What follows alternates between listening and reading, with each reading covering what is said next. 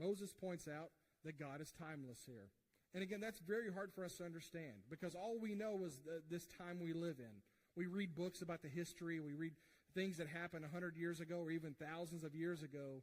And we like to think we understand it because we read books about it. We really don't know. We don't know what's going to happen in the future. We're very limited to the time we have. Yet as we read, we know that God is timeless. There's never a time where he hasn't existed. And I'll be honest, that kind of boggles my mind. It's kind of hard to wrap your brain around that, isn't it? Because we're so limited in our brain capacity to understand how time works. Because we only view this life based on what we see and observe. And in the grand scheme of things, our lives are extremely short when we compare it to the length of time that man has been on the earth. And it's even shorter when we compare that to eternity. But in verse 4, Moses gives us some perspective about this. He says, "For 1,000 years in thy sight are but as yesterday when it is past, and as a watch in the night."